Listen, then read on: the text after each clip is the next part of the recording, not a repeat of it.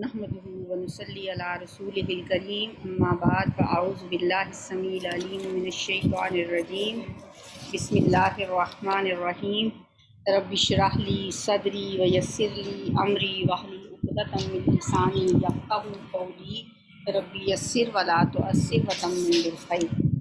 سورہ سبا آیت نمبر 31 سے 40 تک آج ہم پڑھیں گے۔ بسم اللہ الرحمن الرحیم۔ وقال الذین کفروا، اور کہا ان لوگوں نے جنہوں نے کفر کیا، لن نؤمن، ہرگز ہم ایمان نہیں لائیں گے، بہذا القرآن، اس قرآن پر، ولا بالذی، اور نہ اس پر جو بین یدیہ، اس سے پہلے ہے۔ اس سے پہلے کیا تھا؟ تورات۔ نہ ہم اس قرآن پر ایمان لائیں گے نہ اس قرآن پر ایمان لائیں گے۔ یہاں پہ قرآن کا لفظ بے شک ایک ہی دفعہ استعمال ہوا ہے، لیکن دونوں کو قرآن ہی کہا گیا ہے۔ لن نؤمنا، لن کا لفظ ہوتا ہے مستقبل کے لیے، کمپلیٹ نفی کے لیے، ہرگز نہیں ہم ایمان لائیں گے، بہذا القرآن، اس قرآن پر، ولا بالذی بین یدیہ، اور نہ اس پر جو اس سے پہلے تھا، یعنی تورات۔ اس سے پہلے بھی قرآن اور تورات دونوں کے لیے ہم ایک لفظ پڑھا تھا ہم نے، سحرانی تظاہرا۔ اس میں کفار نے یہ کہا تھا کہ یہ قرآن اور تورات جو ہیں یہ دونوں دو جادو ہیں، یعنی تورات اور قرآن یہ دو جادو ہیں جنہوں نے آپس میں گٹھ جوڑ کیا ہوا ہے۔ تورات میں قرآن اور محمد صلی اللہ علیہ وسلم کے بارے میں پیشین گوئیاں موجود ہیں، جبکہ محمد صلی اللہ علیہ وسلم کا قرآن تورات کی تصدیق کرتا ہے۔ اس طرح ان دونوں نے ایکا کر لیا ہے، ہمارے خلاف یہ دونوں متحد ہو گئے ہیں، انہوں نے ایک محاذ بنا لیا ہے۔ گویا انہوں نے اپنے اس بیان کے ذریعے قرآن اور تورات کے ایک ہونے کی تصدیق کی تھی، اور اس آیت میں بھی یہی بات بیان کی گئی ہے کہ وہ کہتے ہیں، کافر کیا کہتے ہیں، ہم نہ اس قرآن پر ایمان لائیں گے اور نہ اس پر جو اس سے پہلے تھا۔ قرآن میں ہم نے بے شمار جگہوں پہ یہ پڑھ چکے ہیں کہ قرآن نے تورات کے جن احکام کی نفی نہیں کی، جن کو قرآن نے ریجیکٹ نہیں کیا، وہ احکام حضور صلی اللہ علیہ وسلم نے اپنی شریعت میں قائم رکھے ہیں۔ جو تورات میں تھے اور قرآن نے ان کی نفی نہیں کی تو آپ نے ان کو قائم رکھا۔ مثلا مرتد کا قتل کرنا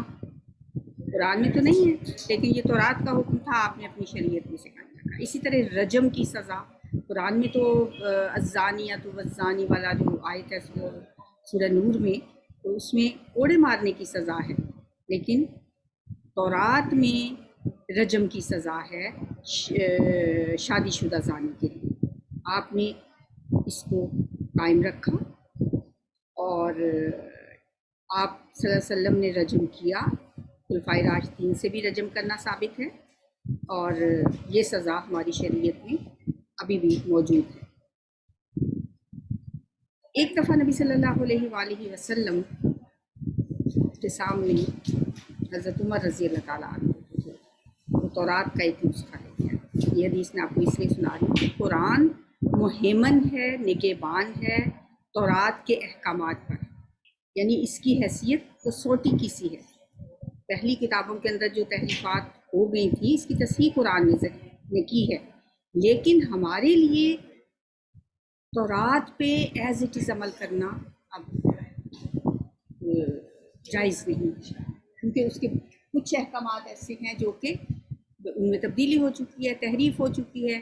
کچھ ٹھیک بھی ہیں، اس لیے ہمیں نہیں پتہ کون سا حکم اس کا درست ہے، کون سا ٹھیک ہے۔ اس لیے حضرت عمر رضی اللہ تعالیٰ عنہ کے ہاتھ میں ایک دفعہ تورات کا نسخہ تھا، انہوں نے اہل کتاب میں سے کسی نے دیا تھا، اور آپ سے نبی صلی اللہ علیہ وسلم کو پڑھ کے سنانا چاہ رہے تھے۔ اس پر آپ ناراض ہو گئے، آپ نے فرمایا، اے خطاب کے بیٹے، کیا تم لوگ اس تورات کے بارے میں متحیر ہو؟ اس ذات کی قسم جس کے ہاتھ میں میری جان ہے، میں تمہارے پاس یہ روشن اور پاکیزہ قرآن لے کر آیا، اور ہر آمیزش سے پاک کتاب لے کر آیا۔ ان اہل کتاب سے کسی چیز کے بارے میں بھی نہ پوچھو، ایسا نہ ہو کہ وہ تمہیں حق بتائیں اور تم اس کو جھٹلا دو، یا وہ جھوٹی خبر دیں اور تم اس کی تصدیق کر دو۔ اس ذات کی قسم جس کے ہاتھ میں میری جان ہے، اگر موسیٰ علیہ السلام بھی زندہ ہوتے تو ان کے پاس بھی میری پیروی کے سوا کوئی چارہ نہیں تھا۔ اس سے نبی صلی اللہ علیہ وآلہ وسلم کی بات بالکل واضح ہے کہ قرآن کے احکام آخری اور حتمی ہیں۔ تورات کے کسی حکم سے قرآن کا کوئی حکم منسوخ نہیں ہو سکتا، لہٰذا قرآن کے کسی حکم کے سامنے تورات کے کسی حکم کا حوالہ دینے کا کوئی جواز نہیں۔ وَلَوْ تَرَىٰ إِذِ الظَّالِمُونَ مَوْقُوفُونَ عِندَ رَبِّهِمْ، وَلَوْ تَرَىٰ، اور کاش کہ تم دیکھو، اِذِ الظَّالِمُونَ، جس وقت ظالم، موقوفون، کھڑے کیے ہوئے ہوں گے، موقوفون۔ آپ نے حج کے جو دن ہیں ان میں سے آپ نے سنا ہوگا کہ حاجی جو ہیں وہ عرفہ کے دن وقوف عرفہ کرتے ہیں، وقوف مزدلفہ کرتے ہیں۔ تو یہ وقوف کا لفظ کیا ہوتا ہے کہ کھڑے ہوتے ہیں، عرفہ کے دن کھڑے ہونا، وقوف عرفہ، مزدلفہ کے دن کھڑے ہونا اور دعائیں مانگنا، وقوف مزدلفہ، وہ لفظ بھی اسی سے ہے، اور یہ بلکہ لفظ اس سے ہے وقفہ۔ موقوفون، وہ کھڑے کیے ہوئے ہوں گے، عند ربہم، اپنے رب کے ساتھ، سامنے، اپنے رب کے پاس، یرجیو، لوٹا رہا ہوگا، راجع یرجیو، لوٹا رہا، رد کر رہا ہوگا، بعضہم، ان میں سے بعض، الی بعضٍ، بعض کی بات کا، یعنی ایک شخص دوسرے کی بات اسے لوٹا رہا ہوگا، مطلب یہ ہے کہ اسے اس کی بات کو رد کر رہا ہوگا۔ یقول الذین استضعفوا، دیکھ لیتے ہیں، یرجیو لوٹا رہا ہوگا یا رد کر رہا ہوگا، بعضہم، ان میں سے بعض، الی بعضی، بعض کی طرف، نیل قول، بات۔ یقول الذین، کہیں گے وہ لوگ، نستضعفوا، جو کمزور سمجھے گئے، للذین استکبروا، ان لوگوں سے جو بڑے بنے ہوئے تھے، جو متکبر تھے، یعنی کمزور لوگ متکبر لوگوں سے کہیں گے، لولا انتم، اگر نہ ہوتے تم، لکنا مؤمنین، تو ہم ضرور بضرور ایمان لے آتے، ہم ضرور مومن ہو جاتے۔ اب ویسے تو یہ آیت قریش کے بارے میں ہے، کیونکہ ان کے بڑے بڑے سرداروں کی طرف یہاں اشارہ کیا گیا ہے، جو اپنے عوام کو حضور صلی اللہ علیہ وسلم سے دور کرنے کے لیے ہر طرح کی چالیں چلتے رہتے تھے۔ چنانچہ قیامت کے دن ان کے عوام انہیں کہیں گے کہ اگر تم لوگ نہ ہوتے تو ہم ضرور محمد صلی اللہ علیہ وسلم پہ ایمان لیا، تم ہمارے رستے میں حائل ہو گئے، تم ہمارے رستے میں رکاوٹیں بنتے رہے، اور آج ہمیں یہ دن دیکھنا پڑا۔ وہ آگے سے کیا جواب دیں گے؟ قال الذین استکبروا، وہ کہیں گے وہ لوگ جو بڑے بنے ہوئے تھے، للذین استضعفوا، ان لوگوں سے جو کمزور سمجھے گئے، انحن صددناکم، کیا ہم نے روکا تھا تمہیں، عن الہدی، ہدایت سے، بعد اس کے بعد، اذ جاءکم، جب وہ آئی تمہارے پاس، ہم نے تو تمہیں نہیں روکا تھا، ہمارا روکنا اگر تھا بھی تو تم نہ مانتے ہماری بات۔ بالکل شیطان کا بھی یہی معاملہ ہے، شیطان انسان کے دل میں وسوسے ڈالتا ہے، اس کے رستے میں رکاوٹیں ڈالتا ہے، ہدایت کے رستے میں برائی کی طرف اسے کرتا ہے، لیکن ہاتھ پکڑ کے تو نہیں لے کے جاتا۔ وہ بھی کہیں گے ہم نے تو تمہیں نہیں روکا تھا، جب تمہارے پاس ہدایت آ گئی تھی ہم نے تو نہیں، ہم تو تمہیں اس سے پکڑ کے تو نہیں لے آئے تھے ہم، کہ ہم نے تمہیں نہیں اس کی طرف جانے دینا، بل کنتم مجرمین، بلکہ تم خود ہی مجرم تھے، جنہوں نے ماننا تھا انہوں نے مانا نہیں پھر۔ وقال الذین استضعفوا، اور کہیں گے وہ لوگ جو کمزور سمجھے گئے۔ اب یہ ایک مکالمہ ہے ان کے درمیان، کبھی وہ بڑے بنے ہوئے جو لوگ ہیں وہ بات کرتے ہیں، کبھی یہ کمزور لوگ بات کرتے ہیں۔ بہرحال یہ جو کمزور لوگ ہیں، جو ان مجرموں کے ہتھے چڑھ گئے تھے، ان کی باتوں میں آ گئے تھے اور ہدایت سے دور ہو گئے تھے، تو اس دن وہ ان کو ضرور کوسیں گے، جیسے ہم نے پیچھے بھی پڑھا سورہ بقرہ میں تھا شاید، استبرأ الذین اتبعوا من الذین اتبعوا، جب بیزار ہوں گے وہ لوگ جو پیشوا تھے ان لوگوں سے جو پیروی کرنے والے تھے۔ استبرأ الذین اتبعوا، جن کی پیروی کی جا رہی تھی وہ بیزار ہوں گے ان لوگوں سے جو ان کی پیروی کرنے والے تھے، یعنی یہ بڑے بنے ہوئے تو ان سے بیزار ہوں گے کہ یہ آج کیوں ہمیں کوس رہے ہیں، لیکن وہ انہیں کوسیں گے۔ وقال الذین استضعفوا، اور کہیں گے وہ لوگ جو کمزور سمجھے گئے، للذین استکبروا، ان لوگوں سے جو بڑے بنے ہوئے تھے، بل مکر اللہ والنہار، بلکہ یہ رات اور دن کی چال بازی تھی، تمہاری دن رات کی یہ چالیں تھیں، تمہارے مکر تھے جنہوں نے ہمیں روک کے رکھا۔ اذ تأمروننا، جب تم حکم دیتے تھے ہمیں، ان نکفر باللہ، کہ ہم اللہ کا کفر کریں، ونجعل لہ اندادا، اور اس کے مد مقابل ٹھہرائیں، اندادا شریک ٹھہرانا، مد مقابل ٹھہرانا، ند کی جمع ہے اندادا، اور ہم اس کے ساتھ شریک ٹھہرائیں۔ وَأَسَرُّوا النَّدَامَةَ، اور وہ چھپائیں گے ندامت،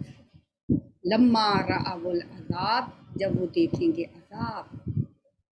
ایک دوسرے سے شرمندگی چھپائیں گے۔ وَجَعَلْنَا الْأَغْلَالَ، اور ہم کر دیں گے توق، اغلال غلیل کا لفظ آپ نے سنا، وہ بالکل ایک توق کی طرح بنی ہوئی ہوتی ہے، بچے لکڑی سے غلیل بناتے ہیں ایک ایسے وی کی طرح سے، اور اس کے ساتھ ربڑ لگاتے ہیں تو اسے غلیل کہا جاتا ہے۔ تو اغلال کا لفظ بھی اسی سے یاد رکھیں، توق ہم کر دیں گے فی اعناق الذین کفروا، ان لوگوں کی گردنوں میں، آناق جو ہے ان کی جمع ہے، گردن کو کہتے ہیں، آناق اس کی جمع ہے،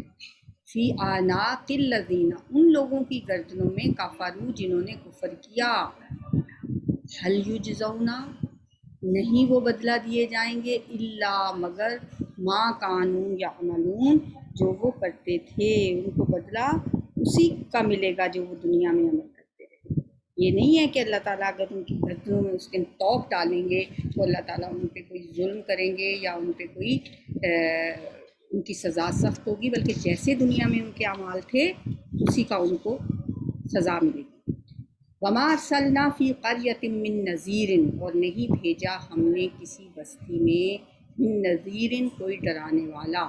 نذیر ڈرانے والا ہوتا ہے، بشیر خوشخبری دینے والا ہوتا ہے۔ نبی صلی اللہ علیہ وآلہ وسلم کے ناموں میں سے ہے کہ آپ ڈرانے والے بھی تھے، نذیر بھی تھے، بشیر بھی تھے۔ تو یہاں اللہ تعالیٰ فرما رہے ہیں ہم نے کسی بستی میں بھی کوئی ڈرانے والا نہیں بھیجا، الا مگر، قال مترفوہا، مگر کہا اس کے خوشحال طبقے، مترفوہا جو امیر لوگ ہوتے ہیں، جو ایلیٹ کلاس ہوتی ہے، جو خوشحال لوگ ہوتے ہیں، انہوں نے کیا کہا، انا، بے شک ہم، بما ارسلتم، ساتھ اس کے جو تم بھیجے گئے ہو، بھی ساتھ اس کے کافرون، انکار کرنے والے۔ ہمیشہ نبیوں کا انکار کرنے میں خوشحال طبقہ پیش رہا، امیر لوگوں نے، ایلیٹ کلاس نے ہمیشہ ریجیکٹ کیا پیغمبروں کی بات۔ تو یہاں اللہ تعالیٰ وہی ایک سچائی ہمارے سامنے رکھ رہے ہیں کہ جب بھی دنیا میں کوئی بھی ڈرانے والا آیا تو اس کے خوشحال طبقے نے اس کو ریجیکٹ کیا سب سے پہلے۔ ہمیشہ قریب لوگ جو ہیں وہ نبیوں کا ساتھ دینے والے رہے ہیں۔ نبی صلی اللہ علیہ وآلہ وسلم پر بھی جو لوگ ایمان لائے تھے وہ قریب لوگ ہی تھے، غلام تھے، پسا ہوا طبقہ تھا، اور پھر ان کے جو مالک تھے ان پہ ظلم کرتے تھے۔ ہمیں بہت سی مثالیں ملتی ہیں حضرت بلال کی، حضرت عمار کی، اور ان کے پورے خاندان کی، حضرت عمار کی والدہ، ان کے والد حضرت یاسر، یہ غلام تھے، غریب تھے، پسے ہوئے لوگ تھے، اور ان پہ ان کے مالک بہت ظلم کیا کرتے تھے۔ وقال، اور انہوں نے کہا، نحن اکثر اموالا و اولادا، ہم زیادہ ہیں تم سے مال میں بھی اور اولاد میں بھی۔ یعنی یہ جو مترفوہا، جو ان کے خوشحال لوگ ہوتے تھے، جو امیر لوگ ہوتے تھے، وہ کیا کہتے تھے، ہم تو تم سے ہر حال میں بہتر ہیں، ہمارے پاس مال بھی زیادہ ہے، اولاد بھی زیادہ ہے، وما نحن بمعذبین، اور ہم پہ کوئی عذاب نہیں ہوگا۔ دنیا میں اللہ ہم پہ مہربان ہے، دنیا میں اللہ تعالیٰ نے ہمیں اتنا کچھ دے رکھا ہے، تو آخرت میں کیوں ہمیں عذاب دے؟ اللہ کے ہاں دنیا کی نعمتوں کی تقسیم لوگوں کی اعمال کی وجہ سے نہیں ہوتی۔ دنیا میں تو اللہ ہر کسی کو دیتا ہے، اگر کسی کے ہاں مال و دولت کی کثرت ہے تو اس کا یہ مطلب بالکل نہیں ہے کہ وہ اللہ کا بہت پسندیدہ بندہ ہے۔ حضرت سہل بن سعد فرماتے ہیں، روایت کرتے ہیں کہ حضور صلی اللہ علیہ وسلم نے فرمایا لو کانت الدنیا تعدل عند اللہ جناح بعوضۃ، اگر ہوتی اللہ کے ہاں دنیا کی وقت ایک مچھر کے پر کے برابر بھی، جناح بعوضۃ ایک مچھر کے پر کے برابر بھی ہوتی، ما سقا کافرا منہا شربۃ ماء، تو وہ کسی کافر کو پانی کا ایک گھونٹ بھی پینے کو نہ دے۔ یہ دنیا تو اللہ کے ہاں متاع قلیل ہے، اسے متاع قلیل کہا گیا ہے، تھوڑے فائدے کی چیز، تھوڑا سا فائدہ ہے۔ اللہ کہ ہاں اگر اس دنیا کی کوئی وقت ہوتی تو نبی صلی اللہ علیہ وآلہ وسلم کی وہ جو حدیث ہے جس میں آپ فرماتے ہیں کہ ایک صحابہ کے ساتھ جا رہے تھے، ایک بکری کا بچہ وہ بھی مرا ہوا، کان کٹا، کوئی جس کی اہمیت نہیں ہوتی، آپ نے فرمایا ایسے کوئی تم میں سے خریدے گا ایک درہم میں؟ سب نے کہا کہ نہیں، کوئی بھی نہیں خریدے گا، کیونکہ اس کے تو ایک تو بکری کا بچہ، اوپر سے کان کٹا، پھر مرا ہوا، اس کی تو کوئی اہمیت ہی نہیں۔ آپ نے فرمایا اس دنیا کی حقیقت اللہ کے نزدیک اس بکری کے بچے جتنی بھی نہیں، کہ دنیا اس سے بھی بدتر ہے۔ تو پھر اللہ تعالیٰ دنیا میں جو تقسیم کرتا ہے وہ لوگوں کے اعتقاد یا ان کے اعمال کی وجہ سے نہیں کرتا، بلکہ ہر کسی کو اللہ تعالیٰ کی طرف سے یہ نعمت انعام ہوتی ہیں۔ ہاں یہ ہے کہ اللہ تعالیٰ جس کو چاہے جتنا دے، جس کے لیے کسی کے لیے زیادہ کر دیتا ہے، کسی کے لیے کم کر دیتا ہے، یہ اللہ کی تقسیم ہے۔ اور آگے وہی بات فرمائی جا رہی ہے، قل اے نبی صلی اللہ علیہ وسلم کہہ دیجیے ان ربی یبسط الرزق لمن یشاء، بے شک میرا رب یبسط کشادہ کر دیتا ہے، بساط ہوتا ہے پھیلانے کو کہتے ہیں، بساط بچھائی ہے، تو بساط کیا ہوتی ہے؟ مطلب کہ دنیا میں ایک بساط بچھا دی، ایک چیز بچھا دی کہیں، تو اس سے یبسط وہ بچھاتا ہے، پھیلاتا ہے،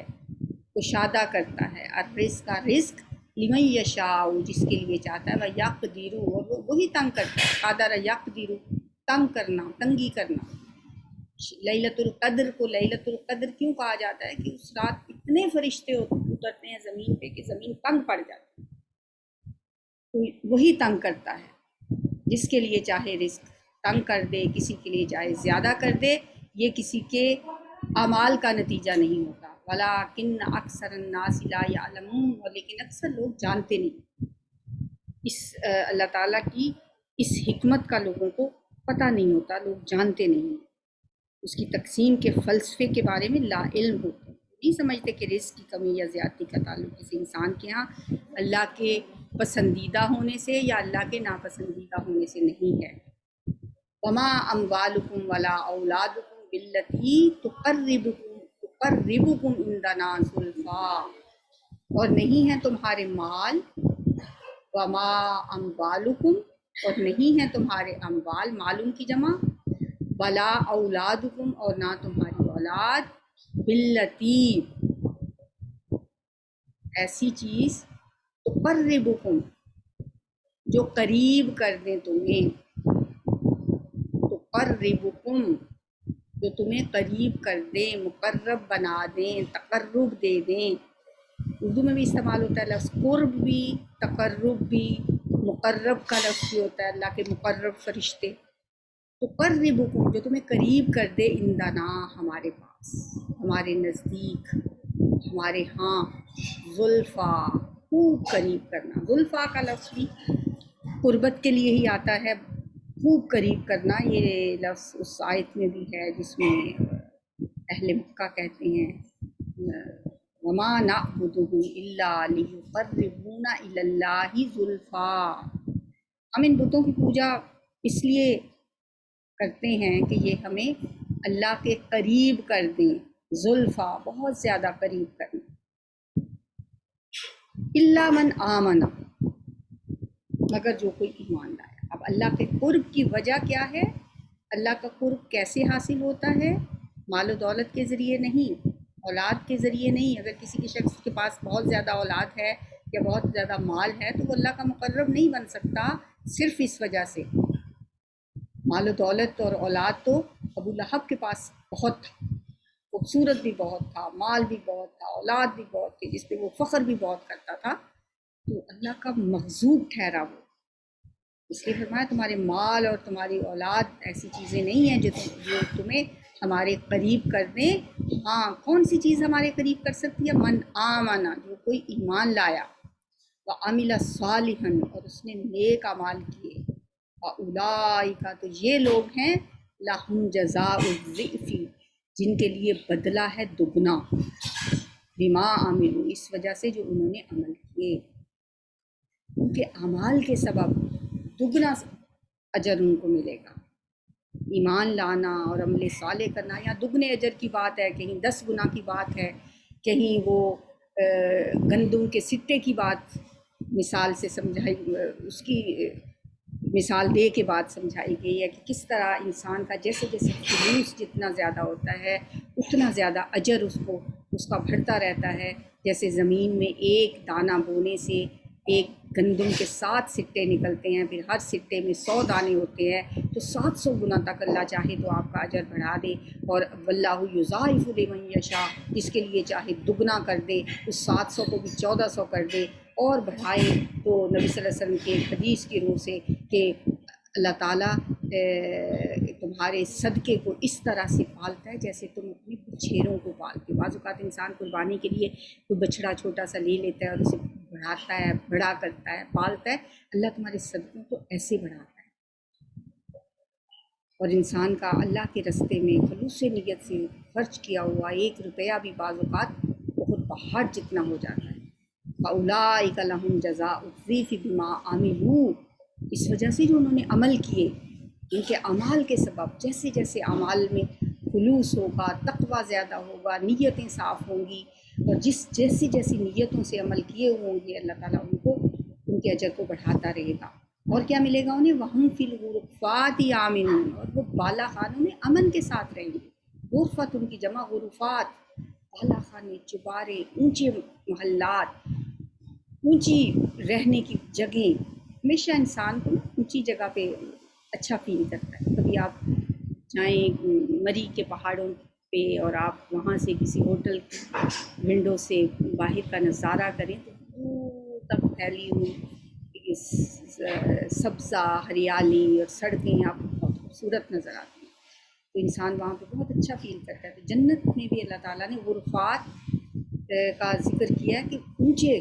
بالا خانے ہوں گے ان کے لیے رہنے کے لیے، اونچی جگہ، اونچے کمرے ہوں گے۔ غرفت کمرے کو کہتے ہیں۔ آمنون، وہاں پہ وہ امن کے ساتھ رہیں گے۔ والذین یسعون فی آیاتنا معاجزین، اور جو لوگ کوشش کرتے ہیں ہماری آیات کے جھٹلانے میں، ہمیں عاجز کرنے کے لیے، معاجزین، عاجز کرنے کے لیے، ہماری آیات کو ہرانے کے لیے، ہماری آیات کو جھٹلانے کے لیے جو کوششیں کرتے ہیں، ان لوگوں کے لیے پھر کیا ہے؟ یسعون کا لفظ سعی سے ہے، سعی کی جاتی ہے نا حج میں، دوڑنا، دوڑ دھوپ کرنا، کوشش کرنا۔ جو لوگ ہماری آیات کو ناکام کرنے کے لیے کوششیں کرتے ہیں، اولئک فی العذاب محضرون، یہ وہ لوگ ہیں جو عذاب میں حاضر کیے جانے والے ہیں۔ دونوں قسم کے لوگوں کا تمام تذکرہ ہمیشہ اللہ تعالیٰ، جب نیک لوگوں کی بات ہوتی ہے تو ساتھ ہی دوسری قسم کے لوگوں کا ذکر آ جاتا ہے، اور جہاں جہنم کی بات ہوتی ہے ساتھ ہی جنت کا تذکرہ بھی آ جاتا ہے۔ قل ان ربی یبسط الرزق لمن یشاء من عبادہ ویقدر له، وہی الفاظ ہیں، وہی ترجمہ ہے۔ کہہ دیجئے بے شک میرا رب کشادہ کرتا ہے رزق، لمن یشاء، جس کے لیے وہ چاہتا ہے، من عبادہ، اپنے بندوں میں سے، ویقدر له، اور جسے چاہتا ہے اس کے لیے تنگ کر دیتا ہے، یہ اس کے ہاتھ میں ہے۔ وما انفقتم، اور جو تم خرچ کرتے ہو، نفقہ، نفق، پہلے بہت دفعہ میں نے آپ کو بتایا کہ نفق سرنگ کو کہتے ہیں۔ سرنگ میں ایک طرف سے آپ جاتے ہیں اور دوسری طرف سے نکل جاتے ہیں۔ انفاق فی سبیل اللہ، اللہ کے راستے میں خرچ کرنا بھی ایسے ہی ہے کہ جیسے آپ اس میں ڈالتے جاتے ہیں اور اللہ تعالیٰ آپ کو اور دیتا رہتا ہے، پیچھے سے اور آتا رہتا ہے۔ آپ کے پاس جو مال ہے وہ سرنگ سے دوسری طرف سے جب نکلتا ہے تو پیچھے سے اور آ جاتا ہے۔ ہے، لیکن اگر آپ اسے تنگ کر دیں، اس کا رستہ سرنگ کا آگے سے بند کر دیں، وہ مال جو آپ بچا بچا کے رکھتے ہیں، کنز بنا کے رکھتے ہیں، کسی کو دیتے نہیں ہیں، خرچ نہیں کرتے ہیں، پھر سمجھیں کہ وہ سرنگ میں جمع ہوتا رہا، ایک دن آئے گا وہ سرنگ بھر جائے گی، جب آگے سے نکلنا نہیں ہے تو پیچھے سے آنا بھی بند ہو جاتا ہے۔ اس سے سمجھیں کہ اللہ تعالیٰ ان کے رزق میں کشادگی کرتا ہے، ان کو زیادہ رزق دیتا ہے، جو اس کو آگے نکالتے رہتے ہیں، دیتے رہتے ہیں تو پیچھے سے اور آتا رہتا ہے، جو بند کر کے اس کو کنز بنا کے رکھ لیتے ہیں، بس پیچھے سے آنا بھی بند ہو جاتا ہے۔ وما انفقتم من شیء، اور جو تم خرچ کرتے ہو کسی بھی چیز میں سے، فَهُوَ يُخْلِفُهُ، تو وہ عوض دیتا ہے اس کا، یعنی اس کی جگہ اور دیتا ہے۔ یہ یخلف کا جو لفظ ہے نا، اس کو سمجھنے کے لیے وہ دعا میرے ذہن میں آ رہی ہے کہ جب بھی کوئی چیز آپ سے چلی جائے،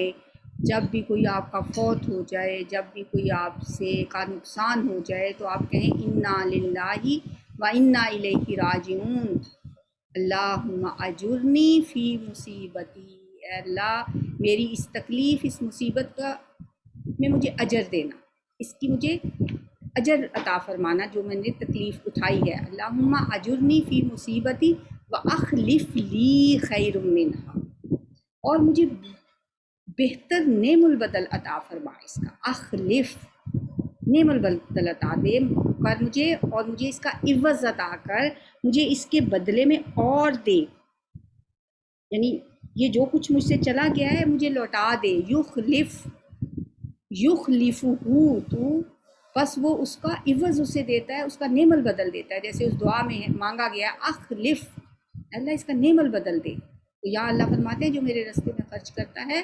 جو بھی اس کے راستے میں کوئی چیز بھی خرچ کرتا ہے، فَهُوَ يُخْلِفُهُ، تو وہ اس کو اس کی جگہ اور دیتا ہے، اس کا عوض عطا کر، وَهُوَ خَيْرُ الرَّازِقِينَ، وہ بہترین رزق دینے والوں میں سے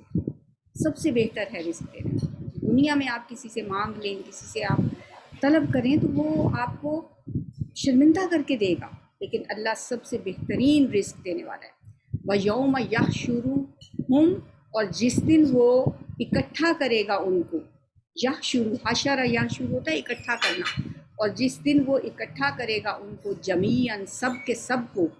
ثم یقول، پھر وہ کہے گا، للملائکۃ، فرشتوں سے، اہؤلاء، کیا یہی وہ لوگ ہیں؟ یہ حمزہ جو ہے استفہامیہ سوال کے لیے، اہؤلاء، کیا یہی وہ لوگ ہیں، ایاکم، جو کہ تمہاری کانو تھے یا عبدون، عبادت کرتے۔ اللہ تعالیٰ فرشتوں سے کہے گا، کیونکہ فرشتوں کی بھی تو لوگوں نے عبادت کی ہے نا، اہل مکہ کہتے تھے فرشتے اللہ کی بیٹیاں ہیں، ان کے ناموں پہ انہوں نے مورتیاں بنائی ہوئی تھیں، ان کی پوجا کرتے تھے، تو اللہ تعالیٰ ان سے پوچھے گا، ہؤلاء ایاکم کانوا یعبدون، کیا یہی وہ لوگ ہیں جو تمہاری عبادت کیا کرتے تھے؟ تو صاف انکار کر دیں گے، کیونکہ انہوں نے تو نہیں کہا تھا ان کو کہ ہماری عبادت کریں، تو صاف مکر جائیں گے، کہیں گے یا اللہ ہمیں نہیں پتا، تو ہی ہمارا ولی ہے، تو ہی ہمارا دوست ہے، تو ہی ہمارا آقا ہے، مالک ہے، ہم نہیں جانتے ہی۔ تو اللہ تعالیٰ سے دعا ہے کہ اللہ تعالیٰ ہمیں اس دن کی وحشت سے بچائے، اس دن کی جو بہت ہی سخت دن ہے، جس دن باپ بیٹے کے کام نہیں آئے گا، بیٹا باپ کے کام نہیں آئے گا، کوئی کسی کا پرسان حال نہیں ہوگا، اس دن کی تلخیوں سے، مصیبتوں سے، مشکلات سے اللہ تعالیٰ ہمیں بچائے، اور اس دن ہمیں نبی صلی اللہ علیہ وسلم کی حوض کوثر کا پانی نصیب فرمائے، پل صراط سے اللہ تعالیٰ ہمیں پار گزار دے، اللہ تعالیٰ ہمیں جنت الفردوس کے اعلیٰ درجوں میں جگہ عطا فرمائے، اور اللہ تعالیٰ بغیر حساب کے بخش دے۔ وہ دن بڑا سخت ہے، اور اس دن اللہ تعالیٰ قرآن کو ہمارا سفارشی بنائے، اور ہمیں یہ قرآن پڑھنے پڑھانے والا اس دنیا میں بنائے، اس کو عمل کرنے والا بنائے۔ سبحانک اللہم و بحمدک، اشہد ان لا الہ